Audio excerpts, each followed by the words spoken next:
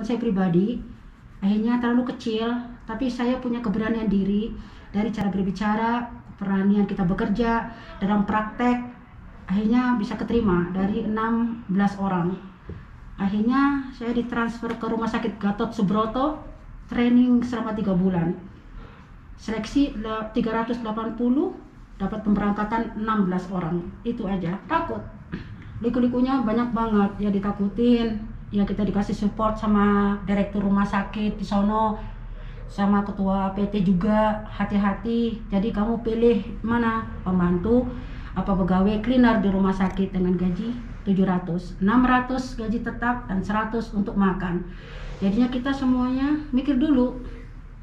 Nah akhirnya di ketua PT sana, sebelum kita tanda tangan kerja di Saudi, kamu mau nggak ini kalau pembantu 600, kalau rumah sakit 700. Assalamualaikum warahmatullahi wabarakatuh. Halo guys, welcome to my back channel again, Nova Noviana.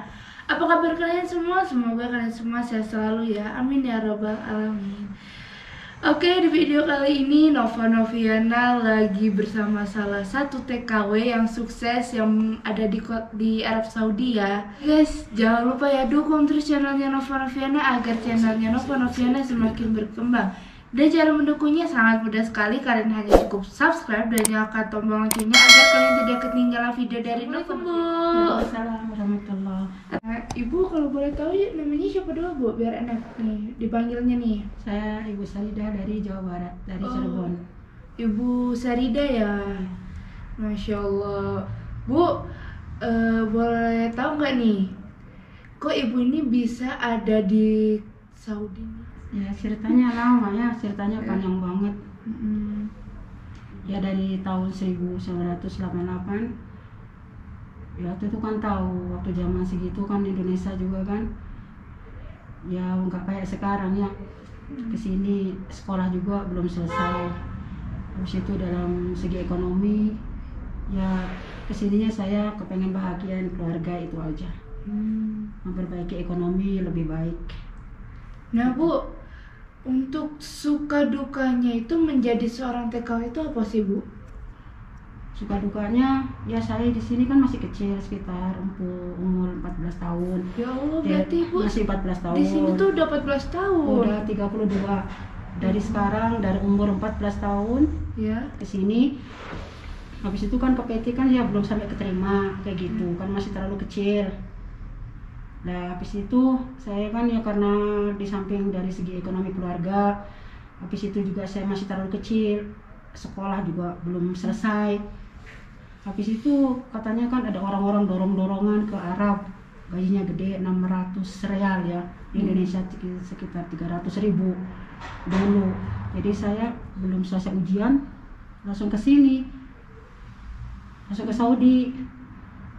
Pendaftaran jadi pembantu. Setelah jadi pembantu, ada bos Saudi pergi ke Indo, minta 16 cleaner, percobaan pertama tenaga kerja ke rumah sakit.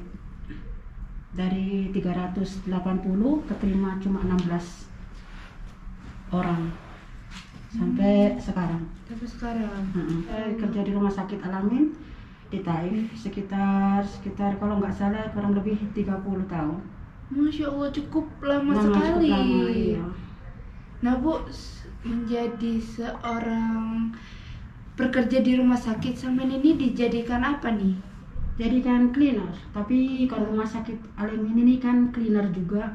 Ya maksudnya dapat pengalaman banyak, kita dapat keberuntungan yang maksudnya jadi ilmu pengetahuan, bisa kita ngerti ya tentang obat, tentang orang sakit, tentang kerja-kerjaan yang lainnya. Kita bisa menambah ilmu pengetahuan, bergaul sama dokter, sama perawat, sama ya negara-negara lain yang nggak pernah kita dapati sebelumnya. 380 ada dari lulusan kuliah, ada lulusan SD, SMP, semua diseleksi.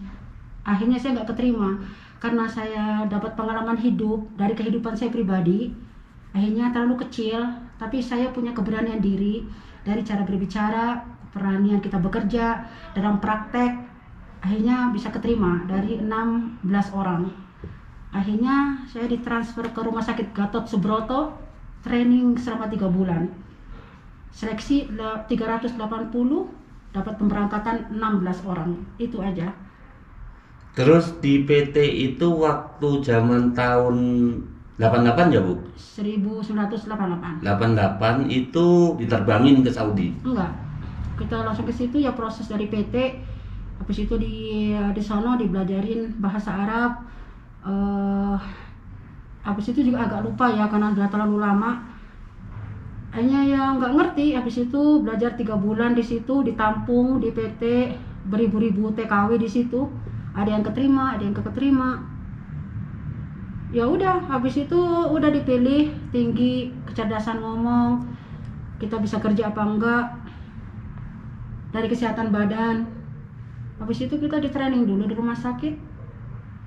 Habis itu udah dapat tiket dari sini, dari direktur rumah sakit, langsung berangkat ke sini, ke Taif. Emang di waktu itu Ibu umur 14 tahun ya? Iya. 14 tahun emang nggak takut mau terbang ke Saudi? Takut. Liku-likunya banyak banget, ya ditakutin. Ya kita dikasih support sama direktur rumah sakit di sono, sama ketua PT juga, hati-hati. Jadi kamu pilih mana, pembantu apa pegawai cleaner di rumah sakit dengan gaji 700, 600 gaji tetap dan 100 untuk makan. Jadinya kita semuanya mikir dulu. Nah akhirnya di ketua PT sana, sebelum kita tanda tangan kerja di Saudi, kamu mau nggak ini kalau pembantu 600, kalau rumah sakit 700. Dikerjakan rumah sakit langsung? Iya. Rumah sakit. Habis kan waktu itu kan mungkin dari Indonesia bahasa tentang bahasa juga, bahasa Arab, bahasa Inggris kan nggak tahu menahu. Terus yang ngasih tahu nyampe di rumah sakit itu tentang bahasa, siapa yang ngasih tahu? Saya sendiri. Masya Allah, Saya bisa bahasa sendiri. Saya ngambil buku kecil dari barang. Kadang-kadang sih suka salah, suruh ngambil pekerjaannya perawat atau bersangkutan dengan medis, saya larinya ke dapur. Salah, nangis lagi sayanya. Habis itu karena saya memang sudah terbiasa, saya belajar sendiri, maksudnya bisa melakukan sendiri. Jadi saya tanpa ada dukungan dari orang lain, tapi saya bisa melakukan sendiri, belajar satu persatu bahasa, saya tulis, saya praktekkan sendiri, nanti saya rekam di kaset, saya pulang kerja, saya latihan sendiri, tanya jawab sendiri, saya jawab sendiri, sampai akhirnya saya terlatih sendiri. Nah Bu, selain bekerja di rumah sakit, apakah ada kerja sampingan Bu? Ada, alhamdulillah, itu rencana Allah juga ya. Karena kita kan yang namanya untuk keluarga juga, kita kesini juga untuk keluarga, untuk masa depan keluarga. Jadi alhamdulillah majikan baik selama 20 tahun saya dikasih rezeki luar sama majikan. Ya ada sampingan sedikit ya alhamdulillah, yang penting ya bisa mencukupi keluarga yang lebih baik gitu. Nah Bu, kalau gaji rumah sakit itu tuh kalau dibilang tuh berapa sih Bu? Apakah bisa dibilang di atas, apa normal, apa kurang Bu? Kalau kita manusia selalu bersyukur ya, alhamdulillah ya. Kalau dibanding-bandingin dengan yang lain-lainnya, kalau sampai sekarang ya memangnya ya rendah banget gitu. Tapi kalau kita dibandingin ya ada istirahatnya, kerjaannya ya 1.800. Gaji saya selama 32 tahun 1.800.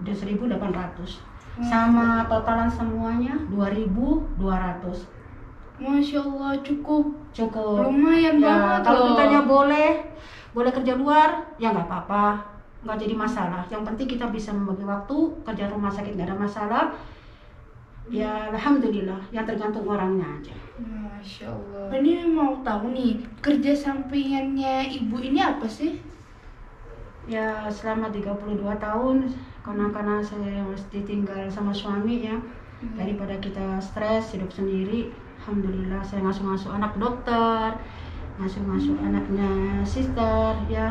Perjuangannya pahit juga ya, namanya ngasuh anak.